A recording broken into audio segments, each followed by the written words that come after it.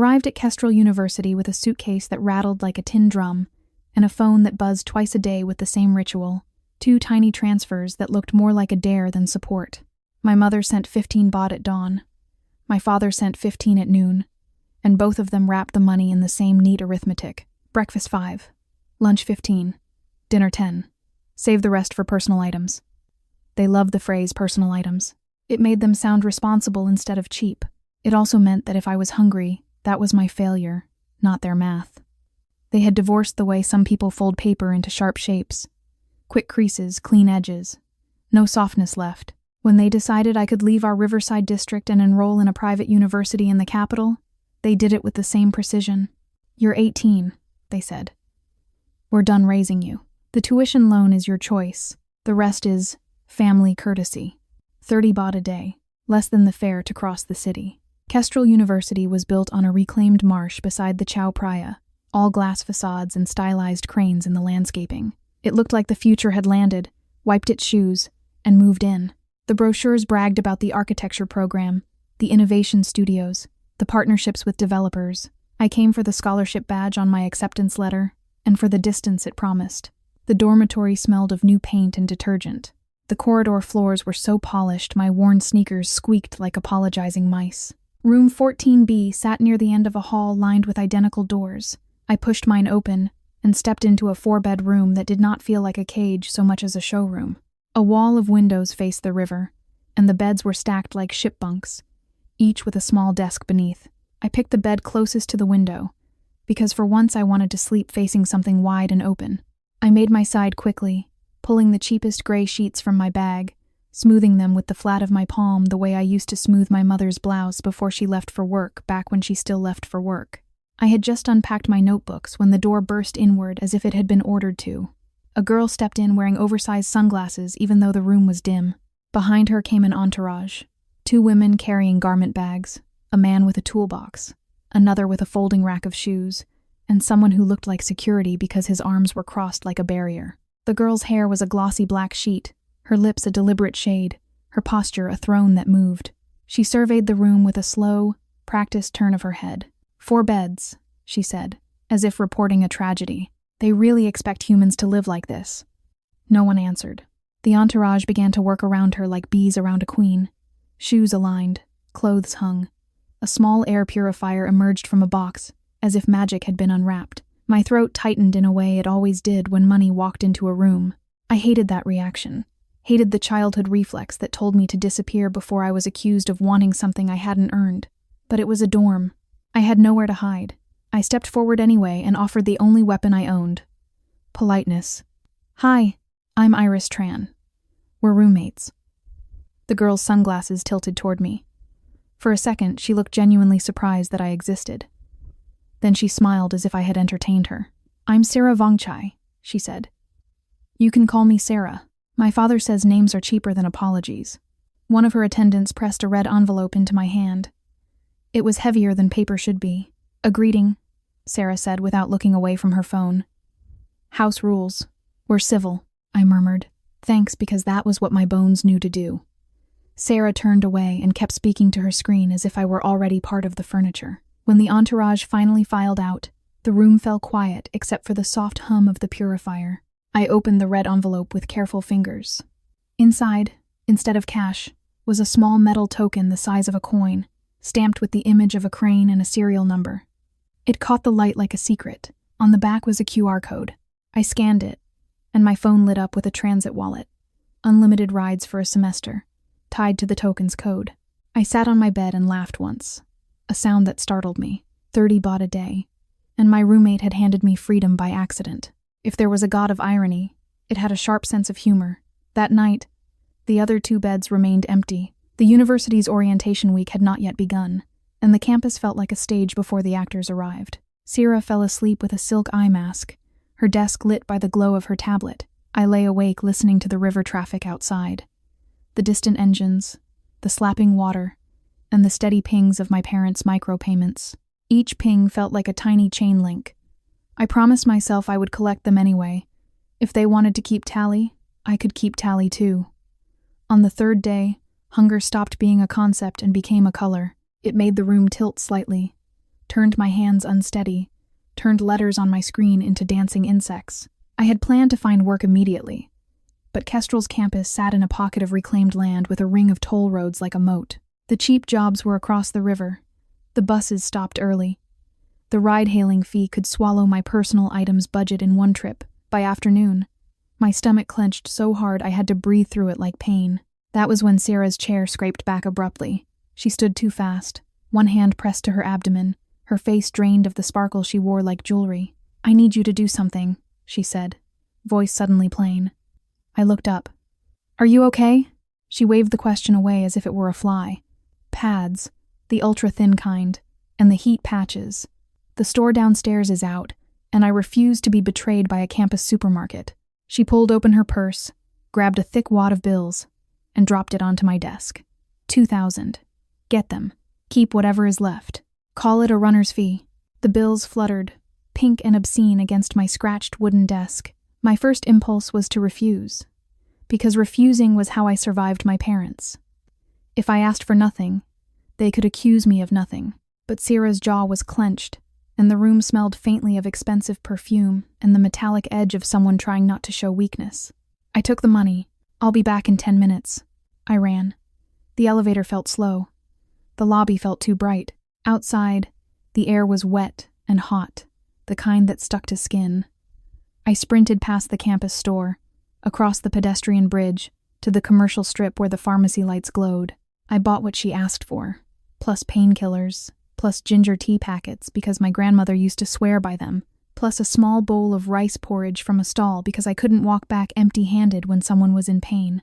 The vendor looked at my shaking hands and gave me extra chili on the side, as if spice could solve everything.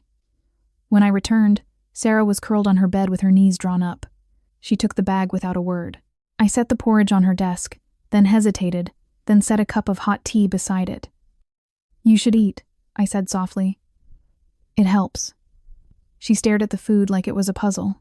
Then her expression flickered, something almost human breaking through. "You're prepared," she said, surprised and grudging. "I've had practice," I said. I didn't explain. I didn't have to. Sarah ate 2 spoonfuls, then 3, then half the bowl. The color returned slowly to her cheeks. When she finished, she leaned back and exhaled.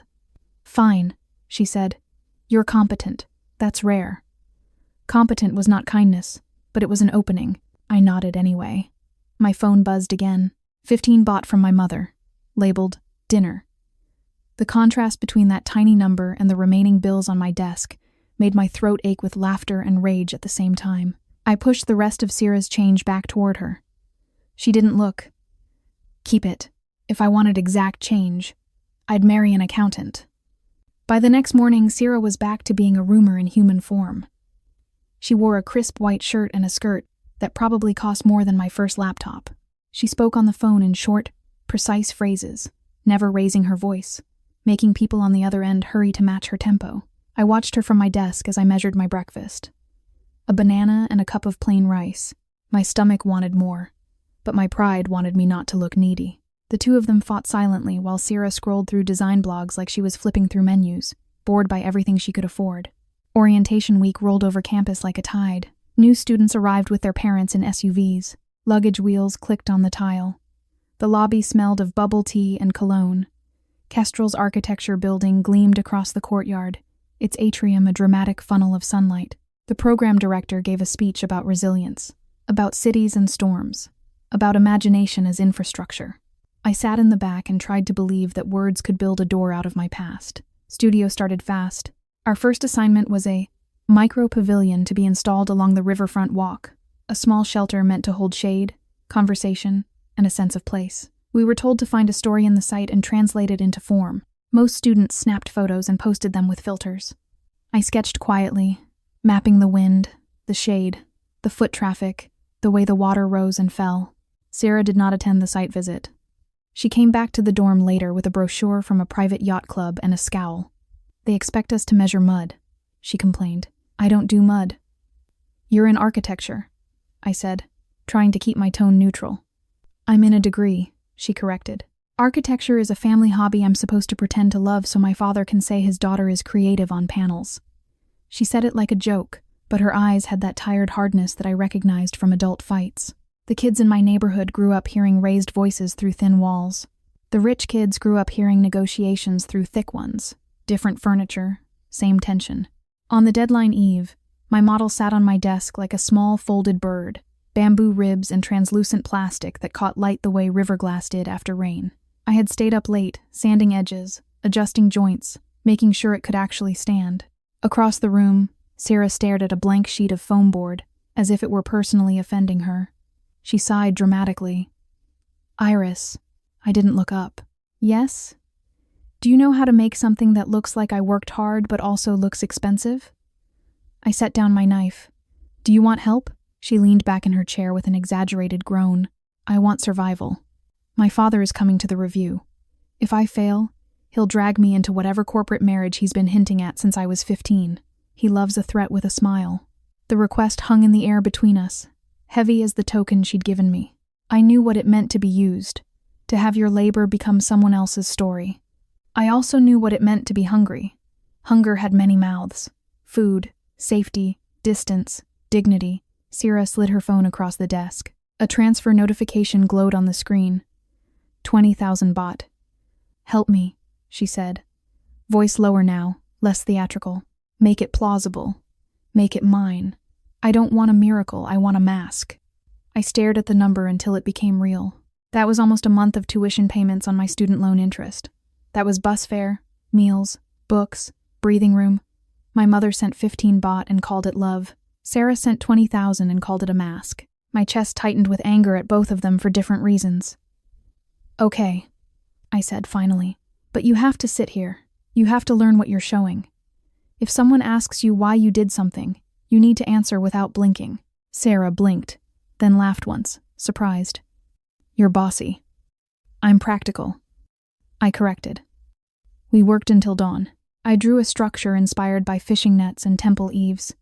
A canopy that could be assembled quickly with modular joints, its skin made of recycled fabric that fluttered to cool the air. I made Sarah hold the pencil and trace the main lines so her hand would remember them.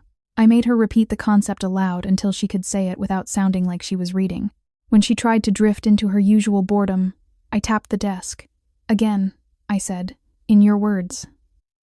At 6 a.m., she looked at the finished model and the clean boards and let out a breath that was almost a laugh. "Iris," she said softly, "you're terrifying." "I'm hungry," I said, and it was the truest explanation I had. The review went smoothly. Professors praised Sarah's sensitivity to climate and her understanding of vernacular logic. Sarah smiled with all the charm she owned. When her father arrived in a tailored suit and watched her speak with steady confidence, his expression shifted slightly, as if he had discovered that his daughter might contain her own spine. He nodded once in approval. I saw Sarah's shoulders loosen a fraction, as if an invisible collar had loosened too. That night she tossed me a second transfer without ceremony. "Bonus," she said. "You kept me from dying." "I kept you from mud," I corrected. She rolled her eyes, but she didn't deny it. Word moved the way water moves in a city, through cracks, under doors, along pipes no one thinks about. Sarah's friends, children of developers, ministers, and celebrities started visiting our room, drawn by her loud complaints and her louder laugh. They brought dessert boxes and gossip. They sprawled on my bed and asked questions like my desk was a service counter. "Is it true you can make anyone sound like they wrote something?" one girl asked, tapping her glossy nails on my sketchbook. "I can make anyone sound like they had time," I said. They laughed, delighted, as if time was a funny concept. Then the requests began. A concept statement for a tower proposal, a slide deck for a marketing pitch competition, a case study summary for an urban policy class they were taking as electives. Their money came in, neat, heavy waves. I learned their voices like languages, who used long words to hide uncertainty, who relied on buzzwords, who wanted to seem passionate about communities they had never visited. I built a file of templates, but I refused to copy a sentence twice. Every job had to be a new suit, tailored to a new body. If I had learned anything from being treated like a spare part, it was that repetition was how people made you disposable. Within a month, my wallet stopped feeling like a hollow promise. I paid my first loan installment early. I bought a secondhand bicycle from a graduating student and strapped my sketching tools to the back. I ate proper meals and felt my hands stop shaking. My parents' transfers kept arriving, 15 and 15, labeled with their little instructions. I never replied. I let the numbers stack in a separate folder on my banking app. Evidence, I told myself. A record of how carefully they had tried to keep me small. Sarah watched me once as I organized receipts. "You're planning something," she said. "I'm planning freedom," I answered. She studied me with an expression I couldn't read, then nodded. "Good," she said. "I like plans." The first time Sarah invited me off campus, I said no by reflex. Off campus meant money and expectations. It meant being watched. It meant stepping into rooms where my accent would give me away before my clothes did. But Sarah didn't ask the way people usually asked me. She didn't tilt the invitation like a favor. She spoke as if I already belonged in the plan. "Riverlight is this weekend," she said, flipping through a rack of dresses delivered to the dorm like we lived in a boutique. "It's the symposium, the showcase, the parade, whatever name they're using this year to sell virtue. My father is speaking. Sponsors are coming. My friends want photos. You're coming." "I have studio," I protested. "You have a brain," she countered. "Bring it with you. Also, you owe me. I've been forced to learn mud because of you." "That was your major," I said. She smiled. "Exactly." On Saturday afternoon, she dragged me into the communal bathroom and recruited 2 of her friends to transform me. They pinned my hair into a neat twist, smoothed makeup onto my face with quick, practiced hands, and zipped me into a simple black dress that fit as if it had been waiting for me. When I looked in the mirror, I barely recognized the girl staring back. She looked older, sharper, like someone who knew how to take up space. Sarah stood behind me, arms crossed, evaluating. "You're pretty," she declared, as if stating a useful fact. "I don't know why you hide it." "Because pretty is expensive," I said. Sarah's expression softened for half a second. "Not for me," she said quietly. "Not tonight." Riverlight transformed the riverfront into a corridor of lanterns. Boats lined up for the parade, each decorated with neon, flowers, and corporate logos disguised as art. A temporary pavilion, one of last year's winning student projects, stood on the promenade like a glowing shell. Security guards scanned invitations with more devotion than priests checking holy water. People in tailored suits and women in jewelry that caught the lantern light moved in clusters like schools of fish. Sarah walked as if the river belonged to her family, which, in a way, it did. The Vongchai Development Group had built half the skyline across the water. Their name was on lecture halls, scholarships, and the new pedestrian bridge. Their money was everywhere, silent and loud at once. I followed slightly behind, because that was my habit. Stay close enough to be useful, far enough to avoid being noticed. But Sarah kept reaching back, catching my wrist, pulling me forward into her pace. "Stop hovering," she whispered. "You look like you're auditioning for invisibility." We met her friends near a photo wall that advertised sustainable futures. They posed in coordinated outfits, laughing, tossing their hair, adjusting the lantern props. A photographer directed them like a choreographer. Then they pulled me in, like a surprise accessory, and demanded I smile. When the instant photo printed, the girls squealed. "Iris, you photograph like a model," one said. "Sarah, where did you find her?" Sarah lifted her chin. "I have good taste," she said, and for a moment I felt like a prize someone could own. Then a voice behind me snagged my spine. "Iris?" I didn't turn. I knew that voice the way you know the sound of a door slamming in a childhood home. My mother could make my name into a warning. My father could make it into a command. I stood frozen while the lantern light blurred. Sarah noticed immediately. Her hand tightened on my wrist. "What?" she murmured. I forced myself to look. On the promenade, near the snack booths, my parents stood with my younger brother between them. They looked like a happy family in a photo frame. My father in a clean polo shirt, my mother with glossy hair and a bright scarf, my brother chewing on a skewered snack and tugging at my father's sleeve. They were surrounded by bags of souvenirs, the kind that cost more than my parents ever claimed to have. My mother laughed, bending to wipe sauce from my brother's mouth with a tenderness I had once tried to earn. My throat went dry, 30 baht a day, but here they were buying a 300 baht dessert without hesitation. My father held a branded lantern toy for my brother like it was nothing. My mother's wrist carried a new bracelet that flashed when she moved. I felt a cold logic unfold in my chest. They had not been unable to support me. They had been unwilling. Sarah's eyes followed mine. Are those my parents? I said, and the words tasted like metal. Sarah's mouth tightened. Do you want to leave? I should have. I should have turned and run back to campus and locked myself in the studio. But something stubborn rose in me. Something that had been growing since the first time Sarah's money let me eat properly. If I kept fleeing, they would keep owning the shape of my fear. No, I said. I want to know what they're doing here. My father's phone rang. He stepped aside, motioning my mother to lead my brother toward the parade. My mother didn't argue.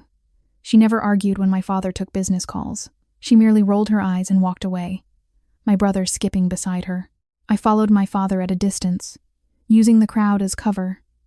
Sarah shadowed me without a question, her presence a steady heat at my shoulder. We slipped behind a vendor stall, where the sound of the river dampened conversation. My father's voice drifted through the air, clear enough to cut. Yes, I'm here, he said. You wanted proof I can deliver. Don't worry, she's in the city. The school is boxed in, she can't even find cheap work without taking rides. She's running out of money. She'll have to come back. He laughed softly, the same laugh he used when he was sure he was winning an argument. Her name is clean, no debt, no record, perfect for the guarantee. We just need her signature on the papers. If she refuses, we remind her who paid for her childhood. If she still refuses, we make her feel like it's her only way to help the family. Girls are built for guilt, right? My nails dug into my palm. I felt Sarah's breath catch beside me. My father continued. And the investor? He's coming to the symposium tonight. We can introduce her as a talented student. She's pretty enough. He likes them obedient. We get the advance. We clear the line of credit. We start over. Easy. My stomach lurched. For a second, the lanterns became knives. The river became a throat, and the air left my lungs. Sarah's hand clamped over my wrist, hard and certain. Her other hand slid into her purse, and I saw the edge of her phone appear, camera already recording. She met my eyes, and in her gaze was a controlled fury so precise it felt like a blueprint. When my father ended the call and turned, Sarah pulled me deeper into the crowd. We walked fast, hearts pounding, faces smooth. We didn't stop until we reached the glass pavilion, where the symposium speeches would be held. Inside, the air conditioning hit me like a slap. People sipped sparkling water and discussed impact as if it were a fashion trend. I leaned against a wall and tried not to shake. Sarah stood in front of me like a shield. They can't do that, she said, voice low. They can, I whispered. They tried before. I just didn't have words for it. I told her the history in fragments, because it still hurt to say cleanly. The years when my father chased fast money and my mother chased his approval, the shouting that cracked plates, the way my room had never had a lock, the way I learned to read footsteps so I could pretend to be asleep when they came in. I told her about the flood season 2 years ago, when my father insisted we move to a smaller apartment, temporarily, then used my scholarship savings as collateral without telling me. I told her about the day I caught my mother whispering into her phone, promising someone that her daughter was useful. I told her about the way they divorced on paper but still clung together when money was involved. Sarah listened without interrupting. When I finished, she exhaled slowly, as if containing her own rage. They think you're a tool, she said. They raised me to be one, I said. I'm trying to unlearn it. Sarah looked past me toward the stage, where her father's assistants were adjusting microphones. Then let's teach them something else, she said. Later, while her friends posed by the lantern wall again, Sarah brought me a glass of cold water and a small plate of food. She pretended it was casual, but her eyes kept scanning the crowd for my parents. We need a plan, she murmured. I have one, I said, and surprised myself by meaning it. The fear was still there, but something new sat beside it, a sharp clarity, like the moment before a storm breaks. Sarah's lips curved. Of course you do, she said. Tell me. I didn't want revenge that would fade. I wanted leverage that would last.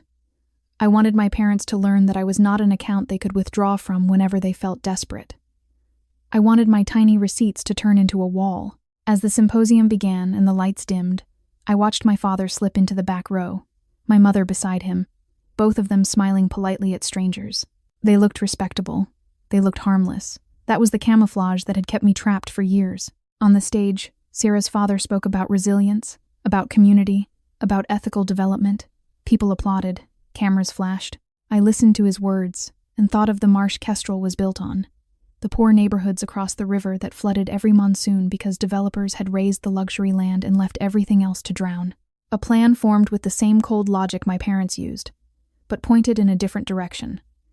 If they wanted to use my name as a guarantee, then I would use their names as proof. If they wanted to meet an investor behind my back, then I would meet them in the open with a spotlight. When the applause rose, Sarah leaned close and whispered, "You're smiling." "I'm done being scared," I whispered back. "I'm just careful now." After Riverlight, my parents changed tactics. For 2 weeks, they sent no money at all, as if silence could pull me back like a leash. Then, suddenly, my mother sent 1,000 baht with a message full of syrup. "Eat well, baby. You're too thin. Come home this weekend. We miss you." My father followed with a brief line. "Sign some paperwork for family matters. Quick, then you can go back." They thought hunger and obligation were doors they could open whenever they wanted. I stared at the messages until my eyes stopped burning. Then I did what I had never done in my childhood. I lied to them on purpose. "I'm busy," I texted, "but my friend's family is investing in student projects. If you want to talk about business, you can meet us at campus. Also, I'm seeing someone. He's connected." I added a smiling emoji that made my skin crawl. Sarah watched my screen over my shoulder. "You're baiting them," she said. "I'm inviting them to show their teeth," I replied. She nodded once, thoughtful. "Then we need a cage." The cage arrived in the form of Kai Jirawat. He was one of Sira's oldest friends and, according to campus gossip, the only person who could tell Sira no without dying. He studied law in the adjacent faculty and wore his privilege like a comfortable jacket. Not flashy, but obviously tailored. When Sira called him, he showed up within the hour with a laptop, a calm face, and a bag of dried mango that he shoved at me without introduction. "Eat," he said. "Sira says you forget you're a human." Sira kicked his shin. "Don't talk to her like she's my pet project." Kai lifted his hands in surrender and then turned his gaze to me. It was direct, not pitying. "You're Iris," he said. "You're the one who keeps my idiot friends from failing their classes. Nice to meet you." I almost laughed at the word idiot. It sounded affectionate in his mouth. We spread my parents' messages across Sira's desk like evidence. Kai read them, his expression tightening a fraction more with each line. When I played Sira's recording from Riverlight, the part where my father said girls were built for guilt, Kai's jaw clenched so hard I worried his teeth would crack. "That's coercion," Kai said. "That's intent. If we can get them to repeat it with specifics, it becomes clean." "I don't want to spend years in court," I said. "I just want them to stop reaching for me." "Stopping them requires consequence," Kai replied. "Consequences are a language they understand." He opened his laptop and pulled up Kestrel's campus event calendar. 2 weeks away was the Innovation Open House, when sponsors toured student studios and developers sniffed around for cheap talent. The university would be full of investors, cameras, staff, and security. "A stage," Kai called it. "We invite your parents to that," he said. "We make them think they're coming to meet money." "And we record," Sarah said, eyes bright with a cold kind of excitement. Kai's plan was practical, almost boring, which made it powerful. He would arrange a consultation room in the incubator, building a glass-walled meeting pod that looked official. He would recruit a friend from the media department to handle discreet microphones. Sarah would introduce my parents to a fictitious sponsor, someone supposedly interested in family-led property opportunities. My job was to stay calm and let them talk. "What if they don't say anything?" I asked. Kai shrugged. "People like that can't help themselves when they smell profit." The night before open house, Sarah and I stayed up assembling my newest model for studio, a modular flood rescue walkway designed to clip onto existing riverfront railings and hold above rising water. The assignment came from the same program director who preached resilience, but this time it felt personal. My fingers moved fast, my mind sharper than it had ever been. Hunger had taught me how to focus on survival. Money had taught me how to extend that focus into building. Sarah watched me work. "You're different lately," she said quietly. "I'm not waiting for permission anymore," I replied, snapping a joint into place. She nodded, then hesitated. "If this gets ugly, my father will hate the scandal." "You don't have to be involved," I said automatically. The old reflex to protect others by shrinking myself. Sarah's eyes flashed. "No," she said. "You don't get to exile yourself again. If your parents want to use you, they'll have to look at the people standing with you." That's the point. In the morning, the campus filled with visitors. Sponsors wore lanyards and smiles. Students stood beside models and posters like proud guards. The smell of coffee drifted through the halls. I wore a plain white shirt and black trousers that made me look like staff. Sarah wore a pale blue dress that screamed money without needing to raise its voice. Kai wore a suit that made security treat him like he belonged in charge. My parents arrived exactly on time. They had dressed for deception. My father wore a blazer. My mother wore pearls. Both carried themselves like respectable people who deserved respect. When they saw me, my mother's face brightened with fake relief. She reached for my hand as if we were close. "Iris, baby," she said. "We were so worried. You didn't answer calls." "I'm busy," I said, stepping back. My father's gaze slid past me, scanning Sierra, scanning Kai, cataloging wealth like a predator, cataloging prey. He smiled. "So these are your friends," he said, voice smooth. "Good connections." Sarah's expression was polite enough to be a weapon. "Mr. Tran," she said. "Mrs. Tran, thank you for coming. We have a sponsor who wants to hear about your opportunities." My mother laughed softly. "Oh, we're just ordinary people," she lied. Kai opened the incubator pod door with a gesture that made it look like he owned it. "Right this way," he said. Inside, the glass walls made everything feel exposed, but my parents didn't notice. They sat at the polished table as if they were signing their own promotion. Sarah introduced a Mr. Kitasak, a sponsor who, in reality, was a media student wearing a simple suit and a calm face. He nodded, asked generic questions, and waited.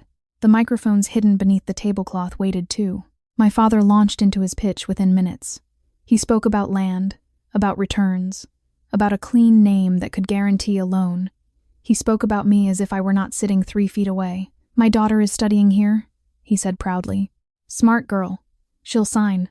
She understands family duty." My mother chimed in, painting herself as supportive. "We sacrificed so much," she said. "We only want a better future."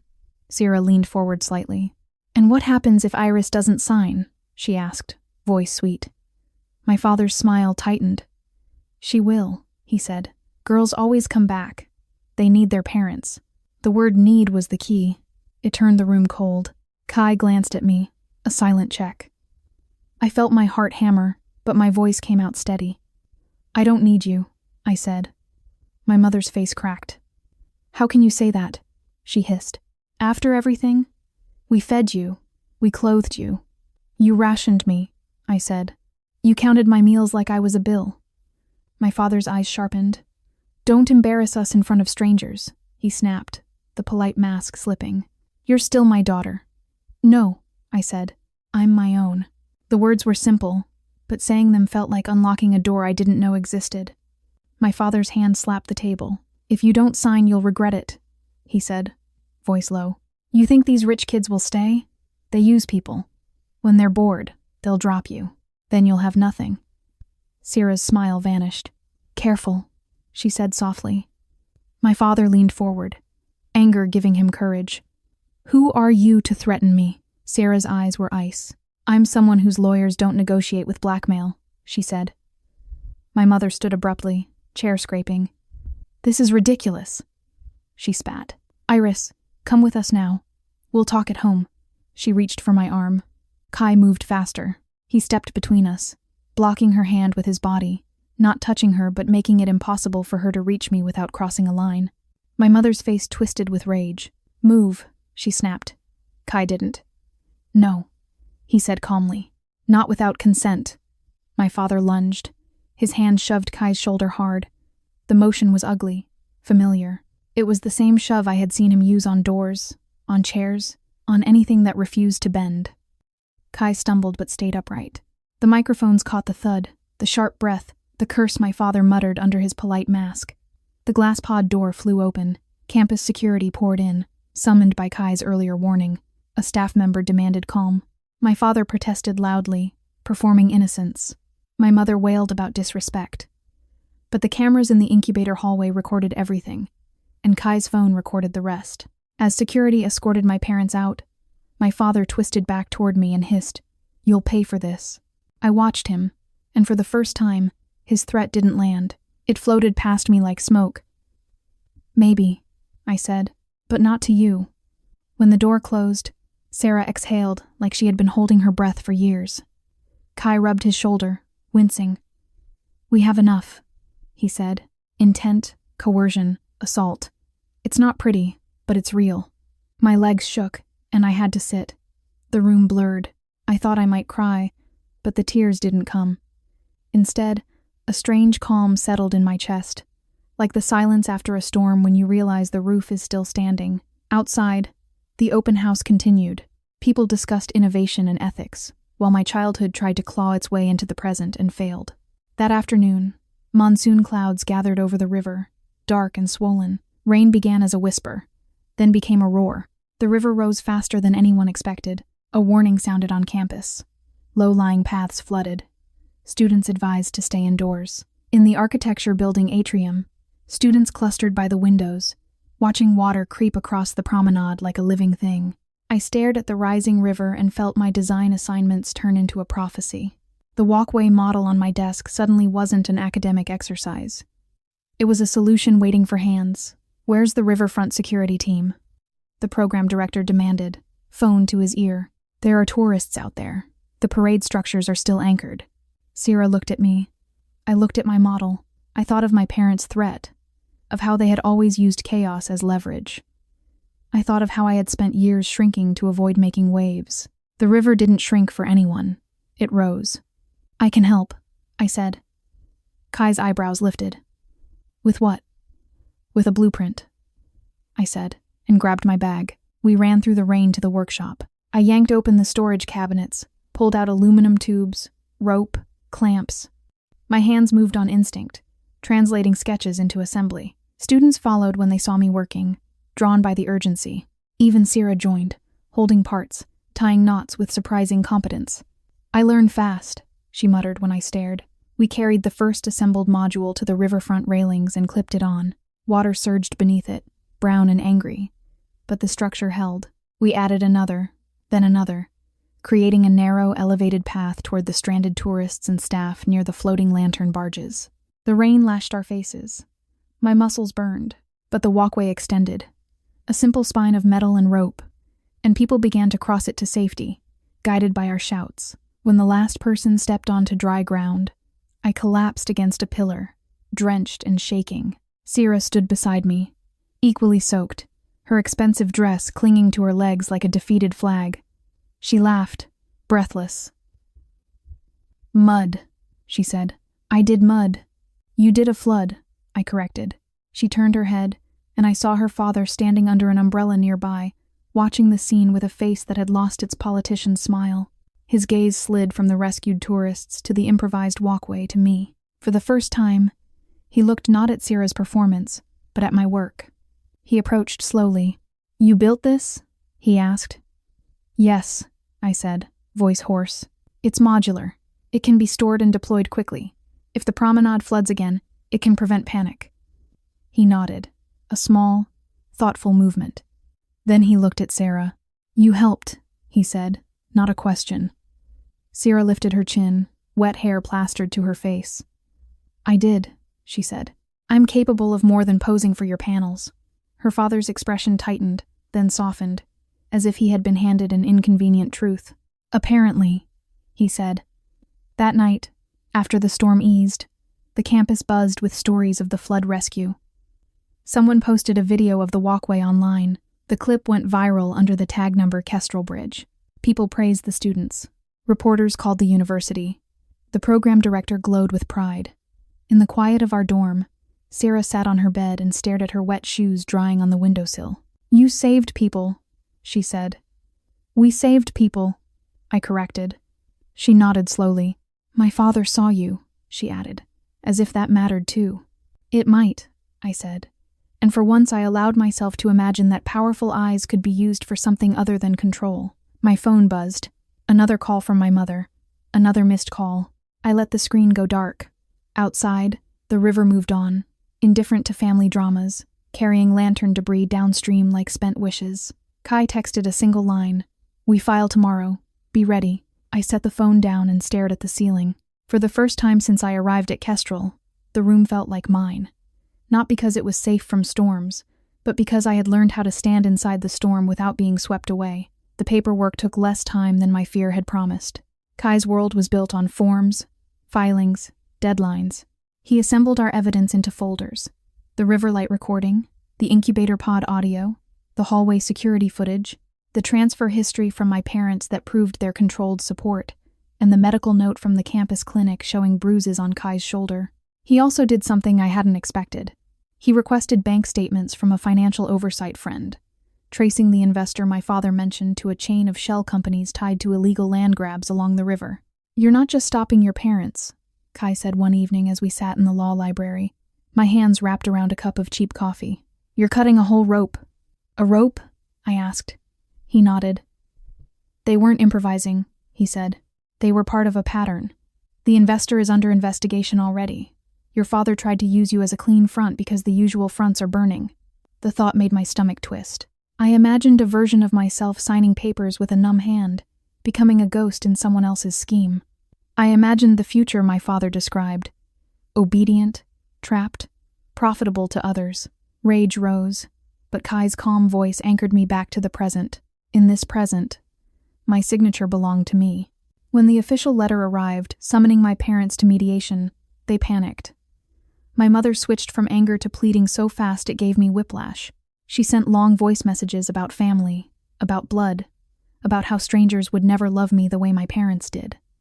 My father threatened to expose me, as if my survival skills were shameful. Then, when threats didn't work, they offered money, real money for the first time. 10,000, 50,000, whatever it took for me to withdraw the complaint. I stared at the numbers and felt almost nothing. If you starve a child for years and then toss her a feast to buy her silence, you don't become generous, you become obvious. Sarah's father requested a private meeting with me after the flood video went public. I expected another polite threat. Instead, he offered tea in his office and watched me carefully over the rim of his cup. "My daughter tells me you were instrumental," he said. I waited. He set his cup down with deliberate precision.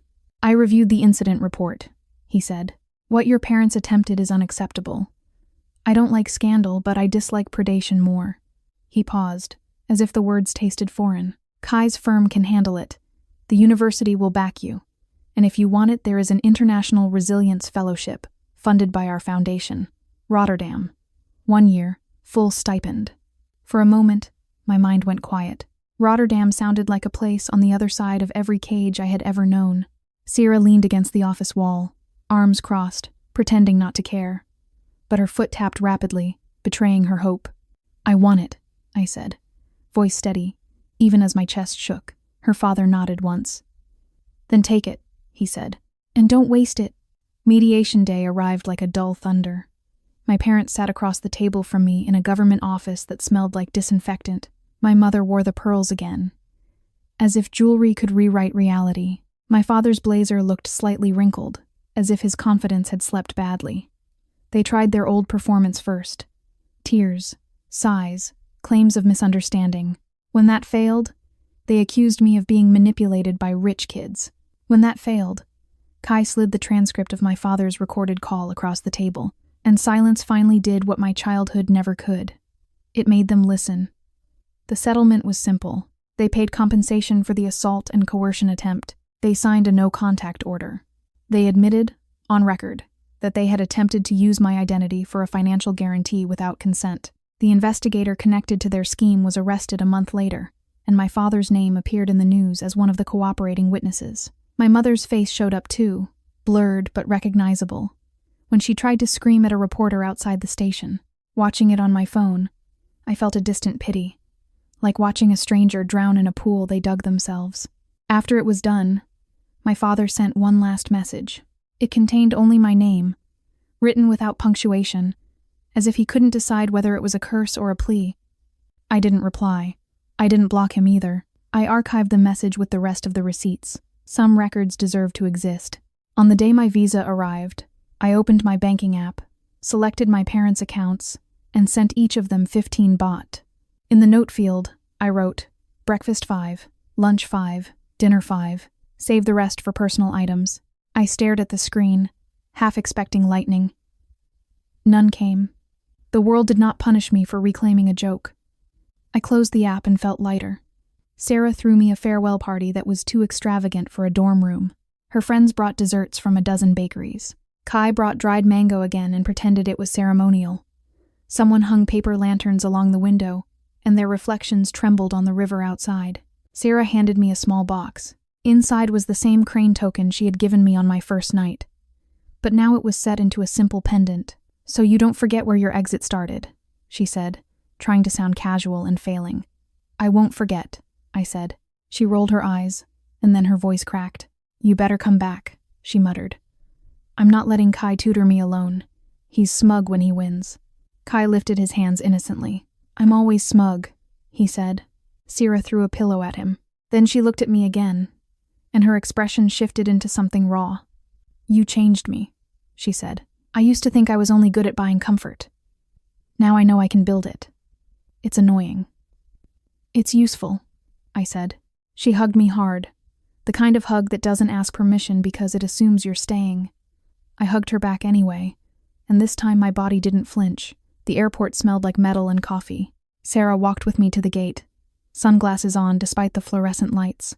Kai followed, carrying my carry-on as if it were a legal duty. At the security line, Sarah paused and removed her glasses. Her eyes were wet but fierce. "Rotterdam is not the end," she said. "It's a chapter." "I know," I replied. "I'm writing the whole book now." She smiled, then made a face as if she hated herself for being sentimental. "Go," she said, "and send me pictures of ugly European weather so I can feel superior." I laughed. "Deal." When I stepped onto the plane, I looked back through the glass and saw them standing together. Sarah with her chin lifted, Kai with his hands in his pockets, both of them watching as if they were guarding a bridge. For a second, the old fear tried to rise, the fear that safety would disappear when people got bored. But it didn't take root. I had built something sturdier than luck. I had built evidence, skill, community, and a voice that didn't shake when it said no. As the plane lifted, the river below looked like a ribbon of dark glass, and the city lights scattered along it like the lanterns from Riverlight, bright and temporary. I pressed my forehead to the window and whispered a promise that belonged only to me. I will not be anyone's collateral again. The clouds swallowed the city, and on the other side was space wide enough to breathe.